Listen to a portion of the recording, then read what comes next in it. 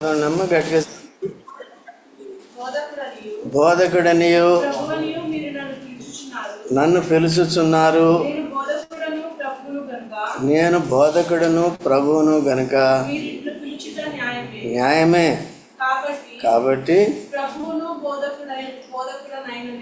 నేను ఎడల okay sir. యేసుక్రీస్తు ప్రభు ఎవరు? ప్రభు కదా.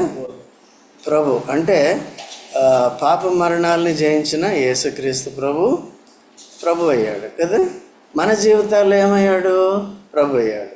మనకి ప్రభు అయితే, మనకి యజమానుడైతే, మనకి అధికారి అయితే, మన సృష్టికర్త అయితే, మన రక్షకుడైతే, మనకి దేవుడైతే ఆయన ఏమయ్యాడు? తను ఏర్పరచుకున్న తన శిష్యుల పాదాలు కడిగాడు. మనం ఏం చేయాలంట? మన ప్రభు చేసినట్టు చేయాలి కదా. ఈ లోకంలో లోకస్తులు ఏం చేస్తారంటే ఒకరి మీద ఒకరు ప్రభుత్వం చేయాలని వారి అధికారాలను పొందుతూ ఉంటారు. అయితే మనం దేవుని పిల్లలుగా ఉండుటకు ఏం పొందినాం? అధికారం. ఎలా పొందినాం? యేసుక్రీస్తును రక్షకుడిగా అంగీకరించడం ద్వారాను, యేసు నామమున పరిశుద్ధపరచబడి ద్వారాను మనం ఏమయ్యాం? దేవుని పిల్లలు. అధికారము పొందాం. ఓకే. ఇప్పుడు మనం యేసుక్రీస్తుని ఏమని అంగీకరించినాం? మనం ప్రభు అని, అంటే నా యజమానుడని, నా అధికారని మనం ఏం చేసాం? ఆయన్ని అంగీకరించాం. అయితే ప్రభువు చేసినట్టుగా కూడా మనం కూడా ఏం చేయాలి? చేసేది నేర్చుకోవాలి. అది ఒకటి. ఓకే. కాబట్టి ప్రభు ఎంతమంది ప్రభువులు?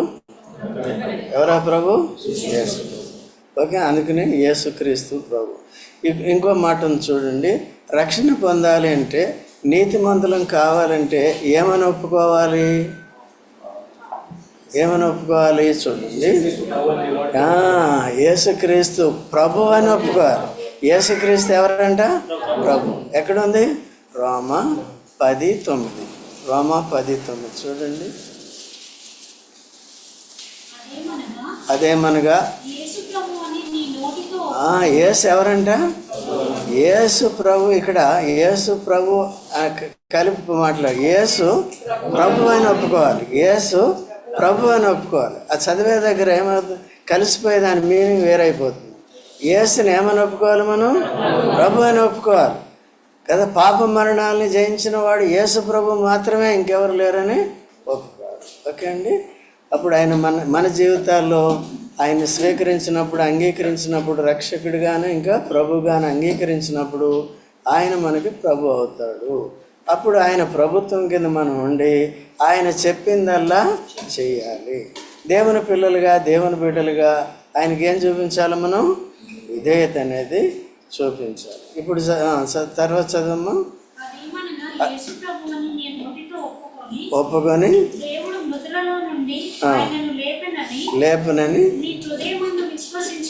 విశ్వసించిన ఎడల నీవు రక్షింపబడు. రక్షణ పొందాలంటే ఏం చేయాలి? యేసు ప్రభు అని ఒప్పుకోవాలి. ఎప్పుడు కూడా ఒప్పుకోవడం అంటే మనం ఏమనుకుంటాం? కేవలం పాప జీవితాన్ని ఒప్పుకోవడం అనుకుంటాం. పాప జీవితాన్ని ఒప్పుకోవాలి, పాపాలని ఒప్పుకోవాలి. తర్వాత ఇంకేమని ఒప్పుకోవాలి? యేసు ప్రభు అని ఒప్పుకోవాలి. అందుకని మనం ఎప్పుడు కూడా యేసు ప్రభు అని ఉచ్చరించటం మంచిది, ఉద్బోధించటం మంచిది కదండి. ఎప్పుడు కూడా యేసు ఎవరు? లేకపోతే ప్రభు అయినా యేసు. దెయ్యాలు కూడా అట్లా ఉంటాయి. ప్రభు అయిన యేసు, మాతో నీకేం పని, మా టైం ఇంకా రాలేదు కదా అంటే దెయ్యాలు కూడా. ఓకేనండి. సో కాబట్టి ఆ విధంగా మనం చూసుకుందాం. ఏముంది ఇక్కడ? ప్రభు ఒక్కడే. రెండోది ఏంటి? విశ్వాసం కూడా ఒకటే. విశ్వాసం ఒకటే అయినప్పుడు మరి ఇన్ని సంఘాలు ఎందుకు? సంఘాలంటే స్థానిక సంఘాలు కాదు, అనేకమైన డెనామినేషన్స్ ఉన్నాయి కదా. ప్రభు ఒక్కడే, విశ్వాసం ఒకటే. ఈ విశ్వాసములో డివైడ్ అయిపోతాయి చాలా వరకు కూడా. విశ్వాసాలు ఎన్ని? ఒకటే రెండా? ఏంటి ఆ విశ్వాసం? నిరీక్షింపబడి వాడి యొక్క చూడండి. మార్కు సువార్త 16:15-16. మార్కు సువార్త 16, 15, 16 దయచేసి అమ్మా. మరియు మీరు సర్వలోకమునకు వెళ్ళి, సర్వ సృష్టికి అంటే అన్ని జాతుల వారికి, ఏ భేదము లేదు, అందరూ పాపులు కనుక అందరికీ ఏం చెప్పాలి? సువార్తను చెప్పండి. నమ్మి బాప్తిసం పొందిన వాడు రక్షింపబడును. ఏం ప్రకటింపమన్నాడు శిష్యులకి, అపోస్తలకి? సువార్త. ఏంటి సువార్త? యేసు ప్రభు మానవుల పాపముల కొరకు చనిపోయి సమాధి చేయబడి తిరిగి లేచిన తర్వాత శిష్యుల్ని అపోస్తలులుగా నియమించి వారికి అధికారం ఇచ్చాడు. మీరు సర్వలోకానికి వెళ్ళి సువార్త చెప్పండి. సదాకాలము మీకేమై ఉంటాను నేను? చూడండి, మత్తయి సువార్త 28, 20లో ఉంటుంది, అవసరం లేదండి.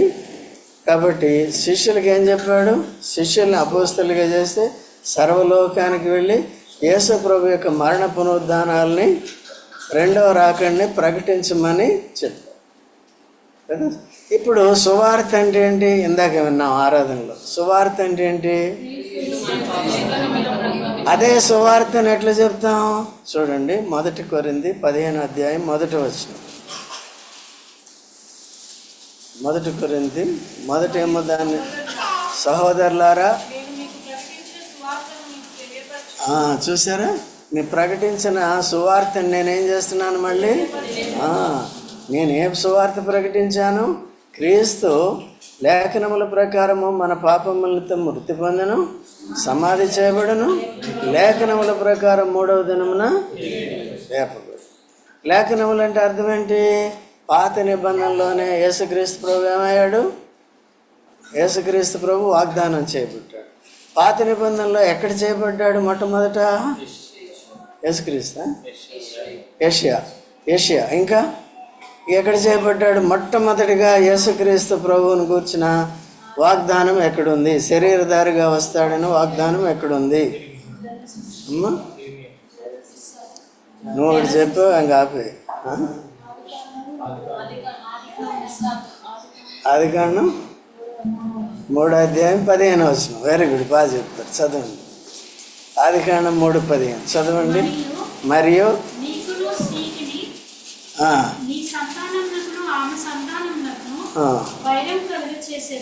నీకును స్త్రీకిని అంటే, నీకును స్త్రీ సంతానమునకు అంటే, నీకంటే ఎవరికి? ఇక్కడ సర్పానికి, సాతానికి తీర్పు తీరుస్తున్నాడు కదా. ఎవరు? దేవుడు కదా. ఏమని తీర్పు తీరుస్తున్నాడు? స్త్రీ సంతానము నీ తల చితకొట్టును, నీవు స్త్రీ సంతానం ఎవరు? యేసు ప్రభు. ఇంకెవరైనా ఉన్నారా భూమి మీద? యేసు ప్రభు ఒక్కడే స్త్రీ సంతానం. ఓకే అండి. ఆ స్త్రీ సంతానం ఎవరి తల చితకొడతాడు? సాతాను యొక్క తల. దేనికి గుర్తుగా ఉందంటే అధికారానికి గుర్తు. సాతాను భౌతికంగా, సాతాన్ని దేవుడు ఎట్లా కనపరిచాడంటే సర్పంగా కనపరిచాడు కదండి. సర్పం యొక్క విషయం ఎక్కడ ఉంటుంది? తలలో ఉంటుంది. ఈ సర్పం ఎప్పుడు కూడా ఎక్కడ మనుషుల్ని ఎక్కడ కరుస్తుంది? మనుషుని కానీ దేని ఎక్కడ కరుస్తుంది? మడిమ, కాలు మీద కొడుతుంది అనమాట కదా. నేను అంతకుముందు మీర్ఖాన్పేట అని సంగారెడ్డి దగ్గర ఒక సంఘంలో పరిచర్య చేసేవాళ్ళం. అక్కడ పాపం పొలం పనులు చేసుకునే వాళ్ళకి పొలాల్లో నడుస్తూ ఉంటారు, పాములు కరిచేస్తాయి. దగ్గర ముగ్గురు కొరకు మేము రాత్రి అంతా ప్రార్థన చేయటం ఒక బ్యాచ్. తర్వాత కొంతమంది ఏమో అక్కడ ఏదో చెట్ల మందు ఉంటుంది, అది పెడతారు. పెడితే ఆ విషయం అంతా వెనక్కి వస్తుంది అనమాట. అట్లా ముగ్గురు నేను ఉండగా, అర్థమవుతుందండి. కాబట్టి ఎప్పుడు ఎక్కడ కొట్టేస్తుంది అది నడిచేటప్పుడు ఎట్లా ఉండాలి? ఎక్కడైనా చెట్లు కానీ పొదలు కానీ ఉన్నప్పుడు ఏం చేయాలి?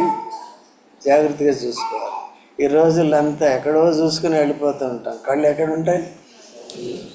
కళ్ళు ఎక్కడ ఉంటాయేమో? నెత్తి మీద ఉంటాయి. ఓకే, నెత్తి మీద ఉంటాయి. నెత్తి మీద ఉండద్దు. ఎక్కడ ఉండాలి? ఒక పక్కని. ఎందుకంటే అపాయాలు ఆవరించి ఉన్నాయి కదా లోకంలో. అంతలో కనపడి అంతలో మాయమైపోయి ఆవిరి కదా. రక్షణ పొందాం, అయినప్పటికీ కూడా కొత్తగా పెళ్ళిళ్ళు అయినాయి, పిల్లలు ఉన్నారు, కొన్ని బాధ్యతలు ఉంటాయి. కాబట్టి కొంతకాలం ఏం చేయాలి? బతకాలి. ఎవరి కొరకు బతకాలి? మన కొరకే బతకాలి. చూడండి, రెండవ కొరింథీ 5వ అధ్యాయం 15వ వచనం. జీవించు వారికి మీదట తమ కొరకు కాక జీవించేది మన కొరక, మన కొరకు మృతికి పొంది తిరిగి లేచిన వాని కొరక. ఎవరి కొరకు జీవిస్తున్నామండి? చాలామంది జీవిస్తున్నారు. కొంత సమయం ఆత్మీయ జీవితానికి ఇస్తున్నారు, కొంత సమయం దేవుని సేవ చేస్తున్నారు సంఘం ద్వారా. తర్వాత ఏం చేస్తున్నారు? కొంత సమయం, మిగిలిన సమయం మీ ఉద్యోగాలు చేసుకోవడానికి కానీ, వంట పనులు, ఈ పనులు, ఆ పనులు చేసుకోవడానికి వినియోగిస్తున్నారు. కొంతమంది అయితే కేవలం వారి పనులకే కదా, ఇంకే పనులు ఉండవు అన్నమాట. చివరికి ఆత్మీయ జీవితంలో ఏముందంటే వెలుగు కనపడట్లేదు. వెలుగు అంటే దైవ జ్ఞానానికి కూడుకుతుంది. వెలుగు ఫలం ఏంటి? వెలుగు అంటే అర్థం ఏంటంటే ఆత్మీయ వెలుగు. భౌతిక వెలుగు అంటే ఇది ఇట్లా కనిపిస్తుంది, అంటే ప్రకాశమైంది. ఇది మనం మనుషులు పనిచేసుకోవటానికి, నడుచుకోవటానికి ఈ వెలుగు పనికి వస్తుంది. ఆత్మీయ వెలుగు ఏం చేస్తుందండి? సమస్త విధములైన మంచిది. అంతకుముందు మనం చెడ్డవారము, ఇప్పుడు ఏమయ్యాం? క్రీస్తులో మంచివారు. తర్వాత నీతి. నీతి అంటే ఏది? అంతకుముందు స్వనీతి, ఇప్పుడేమొచ్చింది? దేవుని నీతి. యేసుక్రీస్తునందు విశ్వాసం ఉంచడం ద్వారా నీతిమంతులమై, అట్లా పాపాలు క్షమించబడ్డాయి, కడగబడ్డాం, కాబట్టి నీతిమంతులం అయ్యాం. నీతిమంతులు అంటే అర్థం ఏంటండి? దేవుడు చెప్పింది చేయటమే నీతి క్రియ. యేసుక్రీస్తునందు విశ్వాసము ద్వారా నీతిమంతులమయ్యాం, పాపాలు క్షమించబడ్డాయి. నీతిమంతులుగా తీర్చబడిన మనం ఏం చేయాలి? ఇప్పుడు నీతి క్రియలు చేయాలి. నీతి క్రియలు అంటే ఏంటి? ఇప్పుడు ఇందాక చదివాం కదా ఎఫ్ఎస్సి పత్రికల్లో సత్క్రియలు. సత్క్రియలు అంటే అర్థం ఏంటి? అడుక్కునేవాడికి 5 రూపాయలు ఇస్తే అంత మంచి క్రియ చేశాం, దాని గురించి అది పరలోకంలో ఉంటుందో ఏమవుతుందో నాకు తెలియదు, కానీ ఆరాధన చేయాలి. ఈ స్త్రీ నా విషయమై ఈ మంచి క్రియ, ఈ సత్క్రియ చేశాను. ఎవరండి? మరియా. ఏం చేసింది? మిక్కలు విలువైన అత్తరుబుడ్డి షేరున్నర. ఎంత కాదు, మనం ఏం చేస్తాం? పెళ్ళికి పిలిచి ఏం చేస్తారు? అందులో నీళ్ళల్లో కలిపి పన్నీర్ అంటుంది, పన్నీర్ కలిపి బుడ్లో పోసి ఇట్లా ఆమె ఏం చేసింది? మొత్తం బుడ్డి పగలు కొట్టి అది యేసు పాదాల మీద. అయితే యోధా ఇస్కరియోతు కానీ మిగిలిన శిష్యులు కూడా ఇంతెందుకు, ఇది ఈ ఖరీదైంది ఎందుకు, ఈయన పగలగొట్టి పాదాల మీద పోసింది నమ్మి బీదలకు ఇస్తే నీతిమంతులమా? లేకపోతే యేసుప్రభుని ఆరాధిస్తే నీతిమంతులమా? శోభమ్మ ఎంతమంది ఆరాధించారు? మరి మనుషులైనా సరే ఆరాధించారు. వెరీ గుడ్, మంచి, వెరీ గుడ్, వెరీ గుడ్. కాబట్టి ఆరాధిస్తే ఏం చేసినట్టు చెప్పండి? మనం నూతనంగా క్రీస్తు యేసులో మనల్ని సృష్టించిన సృష్టి దేని కొరకు? సత్క్రియ చేయటం. ఎవరు ఎదుట? దేవుని ఎదుట. ఆనాడు కయ్యోను చేసిందంటే, హేబేలు చేసిందంటే. హేబేలు పూర్ణ హృదయంతో సత్క్రియ చేశాడు. ఆయన ఏం చేశాడు? సరిగ్గా చేయలేదు. అది తర్వాత చెప్తాం, దాని సబ్జెక్ట్ అవసరమైతే. ఆయన చేసిన పొరపాటు ఏంటి, ఈయన చేసిన పొరపాటు. మిమ్మల్ని అడిగితే ఏదేదో చెప్తూ ఉంటారు. ఏంటి ఆయన చేసింది, ఏం చేసింది, ఏం తప్పు ఉంది? వీళ్ళు విన్నారు బైబిల్ సైడ్. అర్పించవలసిన రీతిలో, ఎందుకంటే గ్రెయిన్ ఆఫరింగ్ అర్పించవచ్చు, ఎందుకంటే పంటను కూడా తీసుకొచ్చి ఏం చేయాలి? అర్పించవచ్చు. తర్వాత ఇంకా జంతువులను కూడా ఏం చేయాలి? అర్పించవచ్చు. ఆయనకి ఈయనకి ఉన్న తేడా ఏంటది? అది లేవియాకాండంలో ఉంది. మరి లేవియాకాండము ఆయన ఉన్నప్పుడు లేదు కదా, మరి హేబేలుకి ఎక్కడి నుంచి వచ్చింది? అర్థమైంది? ఆ ప్రత్యక్షత అనేది ఇస్తాడు. నేరుగా ధర్మశాస్త్రం కానీ వాక్యం లేనప్పుడు నేరుగా అప్పుడు అబ్రహాముకు వాక్యం ఉందా? కానీ ఎట్లా తెలిసింది ఆయనకి? డైరెక్ట్గా మాట్లాడాడు. ఏదైనా వాక్యమే కదా, సృష్టిని కూడా వాక్యంతో చేశాడు. తర్వాత ఒకవేళ దేవుని సేవకుల్ని, దేవుని బిడ్డలు, మనల్ని అందరినీ కూడా ఏం చేశాడు? క్రీస్తు యేసులో పిలిచాడు, వాక్యం ద్వారా పిలిచాడు. ఆ దినాల్లో కూడా వాక్యం ద్వారానే అబ్రహామా, నీవు నీ బంధువుల్ని, నీవు ఉన్న స్థలాన్ని వదిలేసిరా, నేను చూపించే దేశానికి వెళ్తే నేను నిన్ను ఆశీర్వదిస్తాను అక్కడ ఉంటే అలాగే ఉంటాం మొద్దులాగా. కాబట్టి ఏం కావాలి ఇప్పుడు? బయలుదేరి రావాలని చెప్పారు. వచ్చాడా లేదా? వచ్చిన తర్వాత ఏమైంది? కొన్ని నీతి క్రియలు సరిగ్గా చేయలేదు, అందుకని ఎక్కడ పోయాడు? ఐగుప్తుకు పోయాడు. పాఠాలు నేర్చుకుని వచ్చి సరిగ్గా ఉన్నాడు. తర్వాత ఏమైంది? దేవుడు ఇక్కడ దగ్గర నేను చెప్పేది ఏంటంటే, నీతి క్రియలు అంటే అర్థం ఏంటి? దేవుని కొరకు దేవుడు చెప్పినట్టుగా చేసేది. ఈ లోక మర్యాద ఏంటంటే మానవ సేవే దైవుని సేవ అంటారు. ఆ పేరు వద్దులే. ఏమని బైబిల్ ఏముంది చూడండి, 16 కీర్తన 16 4వ వచనం చదవండి. కీర్తన 16. యెహోవాను విడిచి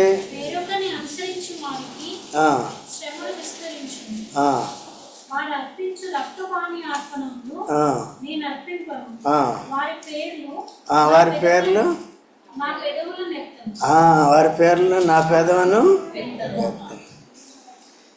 ఓకే అండి. కాబట్టి ఏమంటున్నాడు దావీదు? యెహోవాను విడిచి వేరొకరిని అనుసరించి వారు శ్రమలు విస్తరిస్తాయి. తర్వాత వారి పేర్లు కూడా నేనేం చేయను? నా పెదవులతో ఎత్తను అంటున్నాడు. కాబట్టి మానవ సేవ ఏంటి? మానవ సేవ అంటే ఏంటి? దేవుని దేవుని సేవ కాదు. అయితే ఒకవేళ మనుషులుగా మనం చేయొచ్చు, బైబిల్లో కూడా ఉంది. అంటే ముఖ్యంగా చూడండి, గలతీయులకు రాసిన పత్రిక 6వ అధ్యాయము 9వ వచనం చదవండి. వెసుకగా యుందము పంట కోతము. తర్వాత గలతీ 6వ అధ్యాయము చూడండి, ముఖ్యంగా 10వ వచనం అమ్మా.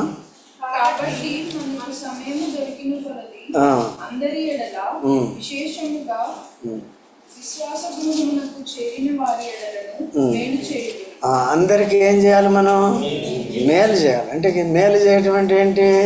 కీడు చేయకుండా ఉండాలి మనం బెస్ట్. వారికి ఎవరికి కూడా మనం లోకంలో జరుగుతుంది ఏంటి? సాటి మానవుడికి ప్రతి మనిషి కూడా మోసం చేస్తున్నారు. అయితే యేసుక్రీస్తునందు విశ్వాసం ఉంచిన వారమే ముఖ్యంగా ఆధ్యాత్మికమైన ఆత్మీయ మోసాల నుంచి మనల్ని విడిపించాడు. పెద్ద దొంగ ఎవరండి? సాతాను. ఆ దొంగ నుంచి మనల్ని ఏం చేశాడు? విడిపించాడు. ఇప్పుడు మనం ఆత్మీయ విషయంలో కానీ భౌతిక విషయంలో కానీ మోసపోకుండా జాగ్రత్తగా ఉండాలి. జాగ్రత్తగా ఉండాలంటే ఏం చేయాలి? మోసగించేవారు, కీడు చేసే వారి ఏళ్ళు జాగ్రత్తగా కనిపెట్టి ఉండాలి. సాతానికి చోటు ఇవ్వకుండా జాగ్రత్తగా చూడాలి. ఏ వ్యక్తి అయినా సరే మనతో మాట్లాడుతున్నప్పుడు, సహవాసం చేస్తున్నప్పుడు ఈ వ్యక్తి సత్యాన్ని అనుసరిస్తున్నాడా, సత్యాన్ని బట్టి సత్యం చెప్తున్నాడా లేదా అని చూసుకోవాలి. మనం కూడా ఏం చేయాలండి? చెప్పాలి. ఇంతకేం చెప్తున్నాను నేను? నీతి. అర్థమవుతుందండి? సరే. తర్వాత ఏంటి? సత్యము. వెలుగు ఫలం అంటే ఆత్మీయ వెలుగు అంటే అర్థం ఏంటి? మంచితనము, నీతి, సత్యమందు కనబడుచున్నది. సత్యం అంటే ఏంటి? అబద్ధము కానిది. అది ఆత్మీయంగా కానీ భౌతికంగా కానీ సత్యమేవ జయతే కదండి సంస్కృతం. సత్యమేవ జయతే అని ఆ బ్యానర్ పెట్టుకుని అసత్యాన్ని ఫాలో అయితే మోసపోయినట్టే కదా. ఆ బ్యానర్ కాదు, సత్యాన్ని అనుసరించాలి కదా. మనం ఎవరమో సత్య సంబంధం. మాట్లాడేది సత్యం ఉండాలి, ప్రవర్తన సత్యం ఉండాలి, చెప్పిందంతా ఏముండాలండి? సత్యం. అటువంటి వారే దైవ సంబంధులు. మిగిలిన వారంతా సాతాను. అబద్ధికులందరూ కూడా సాతాను. నరకంలో ఉండేది ఎవరు చెప్పండి? అబద్ధాన్ని నమ్మిన వారు, అబద్ధికులందరూ కూడా ఎక్కడుంటారు? చాలా జాగ్రత్తగా ఉండాలి. సరే, ఇప్పుడు విశ్వాసాలన్నీ ఒకటి. ఏంటా విశ్వాసము? సువార్తనందలి విశ్వాసం. ఏంటా సువార్త? చనిపోయాను, సమాధి చేయబడను. ఇది గుర్తుపెట్టుకోండి. దీని మీదే మన విశ్వాసం బేస్ అయి ఉండాలి. ఓకే. తర్వాత రెండోది చూడండి, హెబ్రీయులకు రాసిన పత్రిక 11వ అధ్యాయం, 11వ అధ్యాయము త్వరగా చదవండి. మొదటి వచనం. విశ్వాసం అన్నది నిజస్వరూపమును. విశ్వాసం అంటే ఏంటి? నిర్వచనం. విశ్వాసం అన్నది నిరీక్షింపబడి వాటి యొక్క. ఇప్పుడు సువార్తని నమ్మినప్పుడు మనకేమొచ్చిందంటే అదృశ్యమైన వాగ్దానాలు చేశాడు. ఏం చేశాడు? నిత్య జీవం చేశాడు. నరకము నుండి రక్షించి పరలోకానికి తీసుకుని వెళ్తానని చెప్పాడు. ఓకే, పరలోకం ఉందా లేదా? నరకం ఉందా లేదా? ఎట్లా తెలుసు? విశ్వాసం ఉంది. నీ విశ్వాసానికి నా విశ్వాసానికి బేసిస్ ఏంటి? ఆధారం ఏంటి? దేవుని వాక్యం. ఇది దీని పేరు ఏం పేరు? దేవుని వాక్యం. ఎప్పుడే అన్నారు కదా, దీని పేరు ఏంటిది? దేవుని వాక్యం. అయితే ఒక్కొక్కరితో మాట్లాడకుండా సమిష్టిగా రిటర్న్ వర్డ్ ఆఫ్ గాడ్ ఇచ్చాడు. నమ్మని వారు ఏమంటారు? చచ్చిన తర్వాత అక్కడ ఇక్కడ ఏమీ లేవంటారు. నమ్మిన వారు ఏమంటారు? ఎందుకంటే ఎప్పుడైతే దీన్ని నమ్ముతామో మన మనసు యొక్క ఏమవుతుంది? నేత్రాలు తెరవబడతాయి. ఇంగ్లీష్లో ఏముందంటే ద ఐస్ ఆఫ్ అండర్స్టాండింగ్. మనిషికి వచ్చిన సమస్య ఏంటంటే ఈ కళ్ళు బాగానే కనబడితే కానీ మైండ్ గుడ్డిదైపోయిందన్నమాట. ఎవరు గుడ్డితనం కలుగజేశారు? ఈ లోక సంబంధమైన జ్ఞానములు కలిగిన వారు కూడా. ఎవరమ్మా గుడ్డితనం కలుగజేసింది? యుగ సంబంధమైన దేవ. ఎక్కడుంది? 2 కొరింథీ 4వ అధ్యాయం 4 నుంచి 6 వచనాలు ఉంటుంది, తినక్కర్లేదు. ఈ యుగ సంబంధమైన దేవత మన మనోనేత్రాలకు ఏం చేసింది? ఇప్పుడు దేవుని వాక్యం ద్వారా మన కళ్ళు, యేసుప్రభుని అంగీకరించడం ద్వారా మన కళ్ళు ఏమైనాయి? మనసు యొక్క నేత్రాలు తెరబడినప్పుడు ఏం చూస్తున్నాం? ఇప్పుడు అదృశ్యమైనవి. అదృశ్యమైనవి కనబడుతున్నాయా? దూరదృష్టి అంటే అదన్నమాట. దూరదృష్టి మనకు వచ్చింది. దూరదృష్టి అంటే అర్థం ఏంటి? ఈ లోకంలో కూడా నీకు దూరదృష్టి లేదా అని. నీ పిల్లల విషయంలో సరైన డెసిషన్ తీసుకోలేదు నువ్వు, కాబట్టి నీకేం లేదు? దూరదృష్టి. నువ్వు డబ్బులు దాచుకోలేదు, 4 బిల్డింగులు కట్టలేదు, కాబట్టి నీకేం లేదు? దూరదృష్టి. సచ్చిన తర్వాత ఉండాలి దూరదృష్టి. చూడండి, పేతురు 2వ పేతురు 1వ అధ్యాయము 2వ పేతురు, దయచేసి 2వ పేతురు 1వ అధ్యాయము చూడండి, 9వ వచనం చదవండి. ఇవి ఎవరికి లేకపోవును?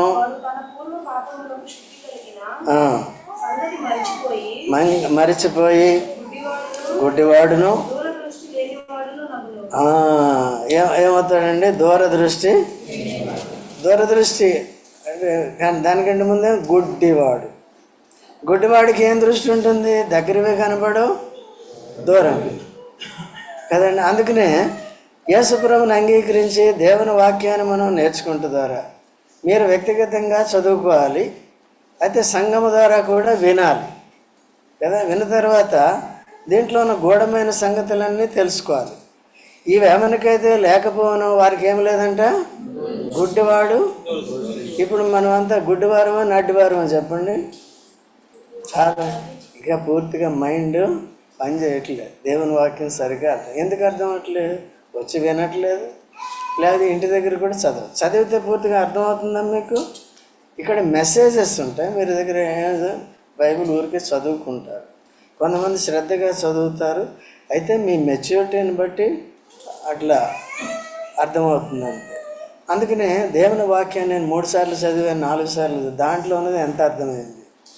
అయితే 3 సార్లు 4 సార్లు చదివేది కాదు, కానీ అనుదిన ఆహారం తిన్నట్టుగానే రోజు వాక్యాన్ని క్రమంగా చదువుకోవాలి.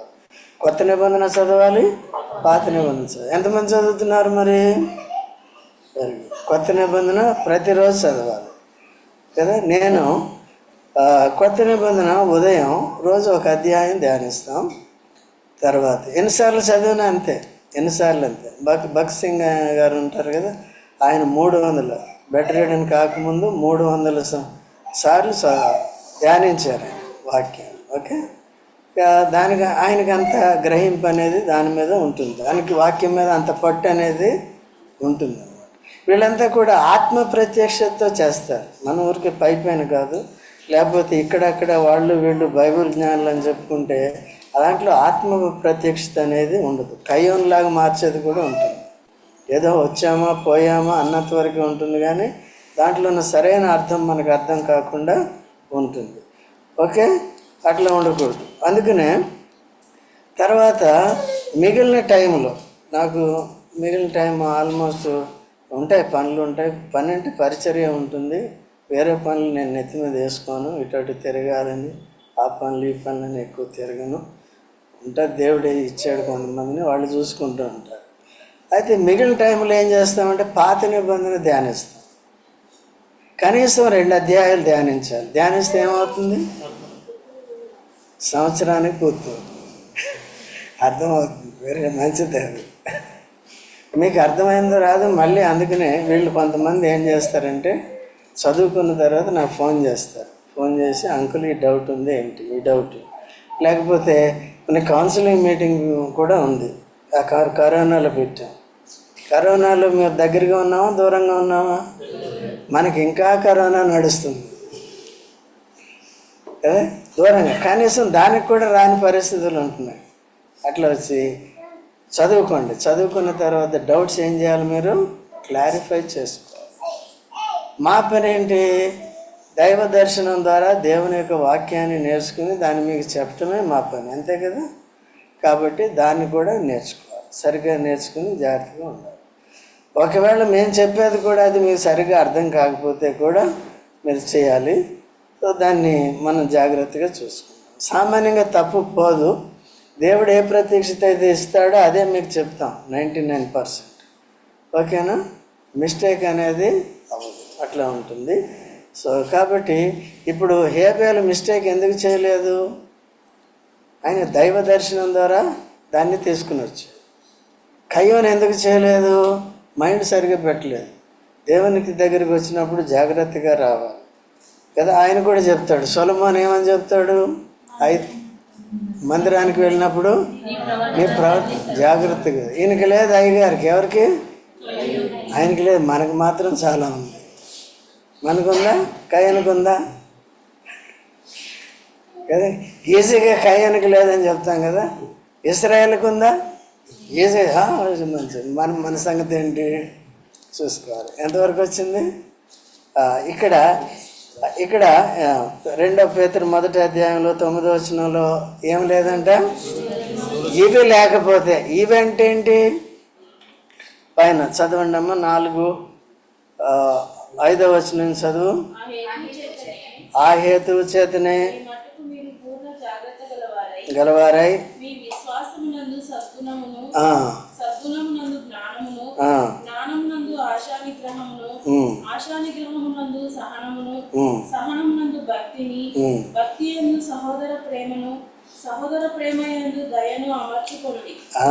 విశ్వాసానికి కేవలం విశ్వాసం అంటే ఏంటి చెప్పండి? ఇన్ని కనెక్ట్ అయి ఉండాలి. విశ్వాసం అనేది ఇంజిన్, రైలు అనుకోండి, ఇంజిన్. దానికి ఎన్ని బోగీలు ఉన్నాయి? 7. చెప్పండి. ఒకటి ఫస్ట్ విశ్వాసము, సద్గుణము, జ్ఞానము, ఆశానిగ్రహము, సహనము, భక్తి, సహోదర ప్రేమ, దయ. 8 ఉన్నాయండి నా లెక్క ప్రకారం. అంతేనా? 8. ఎవరికైనా వచ్చా చెప్పండి, చూడకుండా చెప్పగలరా? చూడకుండా.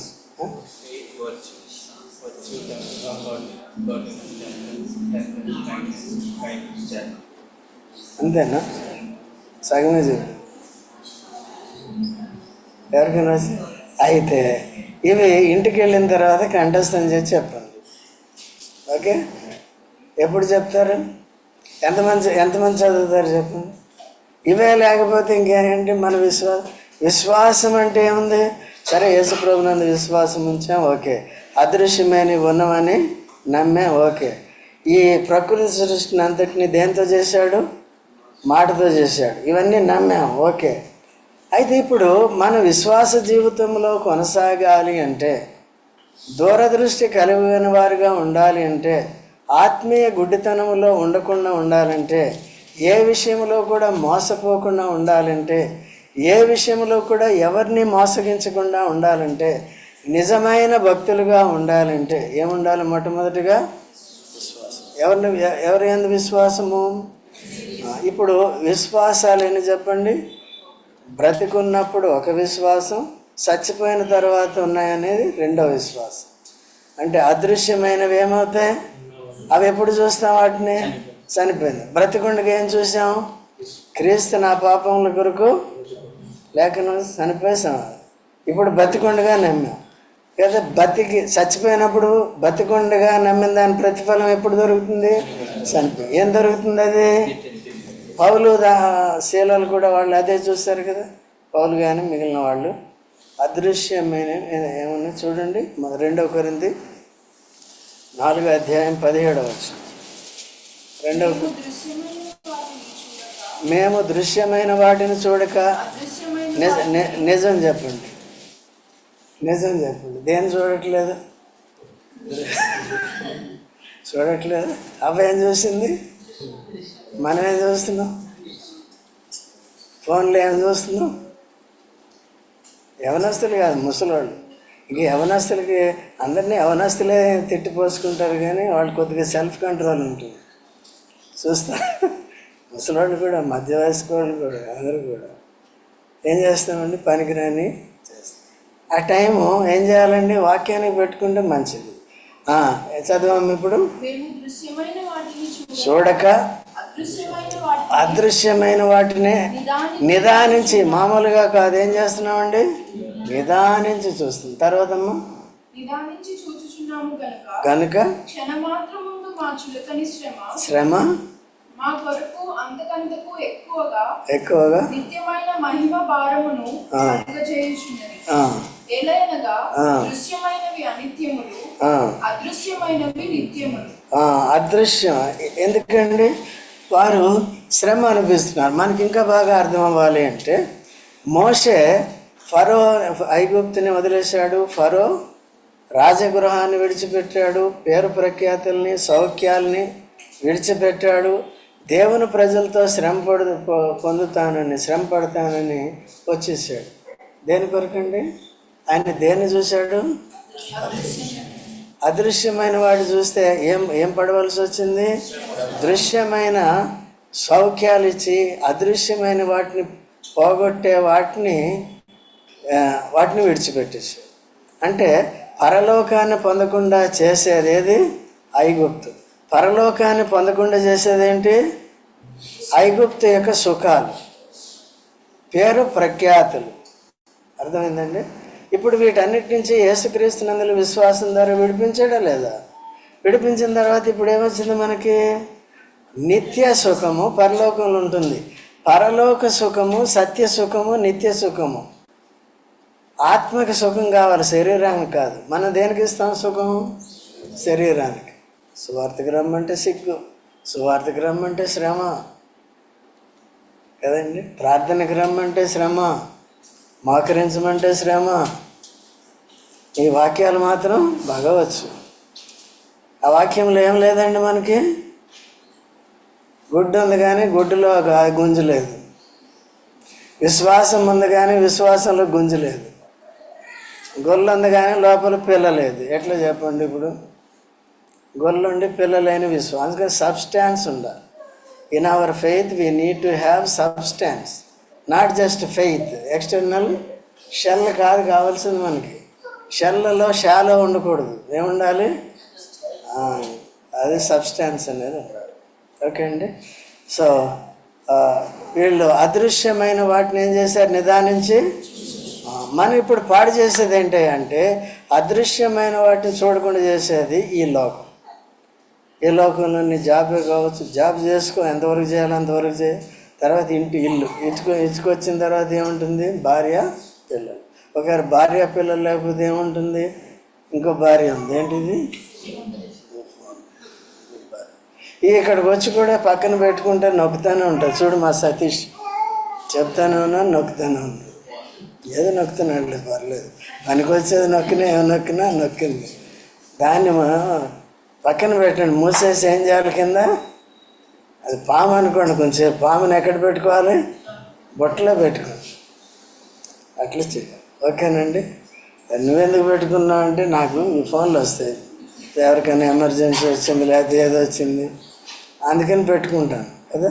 ఇప్పుడు నేను మాట్లాడను, వీళ్ళు ఎవరికి ఇస్తారో వాళ్ళే మాట్లాడు. ఏమైనా సీక్రెట్ ఉంటే నేనే మాట్లాడాలి కదా. ఎవరు ఓపెన్ అది అందరికీ ఇస్తాను, అంతేనా? అంతేనంట. నువ్వు కూడా ఇస్తావా మరి? Very good. అది సంగతి. కాబట్టి ఇప్పుడు విశ్వాసం, ఇంకో విశ్వాసం చూపించి 2 నిమిషాలు ముగిస్తాను. చూడండి, యాకోబు పత్రిక.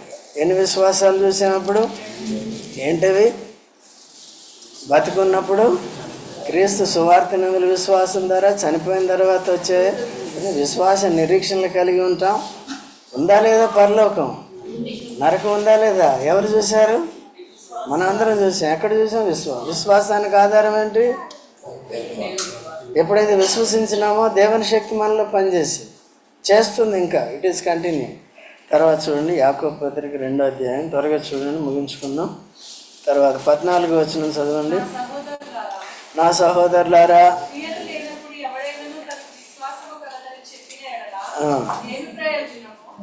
ఈ విశ్వాసంలో ఏముండాలి? సబ్స్టాన్స్ ఉండాలి.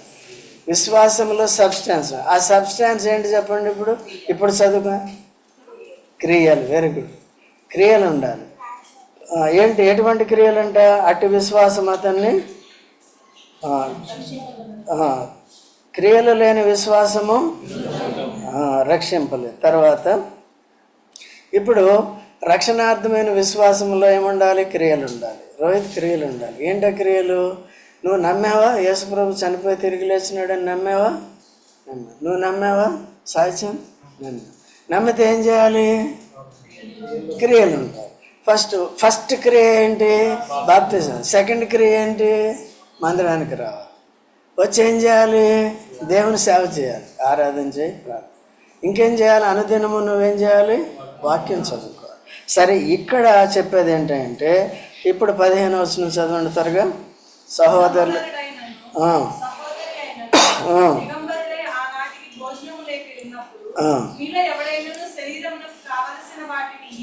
ఏమర్థమైందండి ఇక్కడ?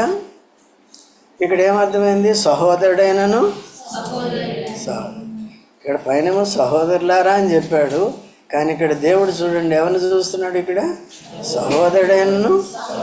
మనోళ్ళు వాక్యానుసారం అండి సహోదరులను ఏం చూడొద్దండి, కేవలం సహోదరులే అని ఉంది ఇక్కడ. సహోదరుడైనను, సహోదరి అయినను, దిగంబరులై ఆనాటికి అతి దయనీయమైన ఈ లోక సంబంధమైన కండిషన్లో ఒకవేళ మన సహోదరుడు కానీ సహోదరి కానీ ఉంటే ఆనాటికి భోజనం, జీవితాంతం కాదు. ఏ నాటికండి? ఇమ్మీడియట్ ఎమర్జెన్సీగా అతనికి ఏమైనా నెసెసిటీ, నీడ్ ఉంటే అతనికి కానీ ఆమెకి కానీ వెంటనే ఏం చేయాలి మనం? ఒక వ్యక్తి యెరూషలేము నుండి ఎరుకోకు పోతూ దొంగల చేత కొట్టబడ్డాడు. ఎవరు పట్టించుకున్నారు? ధర్మశాస్త్రం పట్టించుకోలేదు, ఇశ్రాయేలు పట్టించుకోలేదు. బేదలను పట్టించుకున్నారండి వాళ్ళు. తర్వాత యాజకులు పట్టించుకున్నారా? యాజకుడు వెళ్ళాడు. సేవ, దేవుని మందిరంలో సేవకుడు వెళ్ళాడు, ప్రజలు వెళ్ళారు. ఎవరిని పట్టించుకున్నారు? సేవకుడు వదిలేశారు. చివరికి ఎవరు వచ్చారు? సమరయుడు యేసుప్రభు వచ్చాడు. మంచి సమరయుడు అంటే ఆయన. యేసుప్రభు వచ్చి గాయాలను కట్టి ఏం చేశాడు? ద్రాక్షారసం పోసి నూనె రాసి తన వస్త్రాన్ని తనకి కప్పి తన వాహనం, తన సొంత గాడిద మీద ఎక్కించుకుని ఎక్కడికి వెళ్ళాడు? యేసుప్రభు వాహనం ఏంటి చెప్పండి? ఎక్కించుకుని ఎక్కడికి వెళ్ళాడు? వెళ్ళి మళ్ళీ ఈయనకి పైసలు ఇచ్చి ఏం చేయాలి? ఈయన మంచిగా చూసుకోవా, నేను బతికించి తీసుకొచ్చాను, మిగిలినంతా నువ్వు చూసుకో జాగ్రత్త అని అప్పచెప్పి వెళ్ళాడు కదండి. మనం ఎంతమంది ఉంటామండి సంఘ స్వాధీనంలో, లేకపోతే సంఘం కాపరి స్వాధీనంలో? చాలామంది ఏం చేస్తారంటే ఎక్కడికి వెళ్ళినా ఏం చేసినా ఇన్ఫర్మేషన్ అనేది ఎందుకు? మనం ఇక్కడ ఉన్నప్పుడు ఒక అప్పగింతలో ఉన్నాం. మనల్ని కాయవారు ఏం చేస్తున్నారు? వాడు దుఃఖంతో ఆ పని ఎప్పుడు కూడా మేము ఎవరి గురించి ఆలోచిస్తాం? వచ్చిన వాళ్ళ గురించి ఆలోచిస్తాం, రాని వాళ్ళ గురించి ఆలోచిస్తాం. వచ్చిన వాళ్ళు సరిగ్గా వారు నేర్చుకుంటున్నారా లేదా, సరిగ్గా ఉంటున్నారా లేదా అనేది ఒకటి. లేకపోతే వాళ్ళు ఇంకా ఏమన్నా కేవలం నేర్చుకుంటున్నా అదే కాదు, కానీ వాళ్ళు భౌతికంగా ఏమైనా ఇబ్బందుల్లో ఉన్నారా, ఏమైనా సఫర్ అవుతున్నారా, లేకపోతే మెంటల్ డిప్రెషన్స్ ఏమన్నా గురవుతాయి, ఇవన్నీ అందుకనే అడిగేదండి. ముఖం చూసి చెప్తాం మేము పెద్ద అడిగే అవసరం లేదు, ఎవరి ముఖం చూస్తే చెప్పచ్చు. చూసి దాని గురించి ఏం చేయాలండి? ఒక ప్రార్థన చేయాలి, కొన్ని సలహాలు కూడా ఇవ్వాల్సి ఉంటుంది. ఫిజికల్గా సరిగా లేకపోతే స్పిరిచువల్గా ఎట్లా ఉంటాం మనం? వీక్గా ఉంటాం కదా, రాము చెయ్యము చెయ్యము. తర్వాత ఏం చేయాలి? యాజక ధర్మం చేయాలి, ఇవన్నీ చేయాలి, ప్రార్థన చేయాలి, ఆరాధన చేయాలి. వాక్యాన్ని మైండ్లో ఉంటుందా లేదా? ఇప్పుడు చూడండి, చాలా వరకు దగ్గర 20 మంది వారం అంతా చెప్పింది మైండ్లో పెట్టుకుంటారు.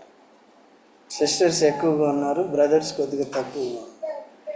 సో అందరూ కూడా ఏం చేయాలండి? వాక్యాన్ని మనసులో పెట్టుకోవాలి. లేకపోతే ఏమవుతుంది? గుడ్డితనం వస్తుంది. సరే, ఇక్కడ సహోదరి కానీ సహోదరుడు కానీ దిగంబరిగా ఉంటే ఏం చేయాలంట? అన్నాడు. వెంటనే ఏం చేయాలి వారికి?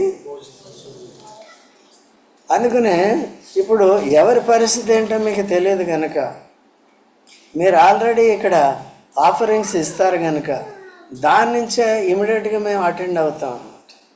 మేము ఇక్కడ ప్రతిదీ డబ్బు మీద బేస్ అయ్యేది ఉండదు. దేని మీద బేస్ అవ్వాలి మనం? ఫెయిత్ మీద. ఫెయిత్, విశ్వాసము ద్వారా ఏం చేయాలి? దేవుని మీద.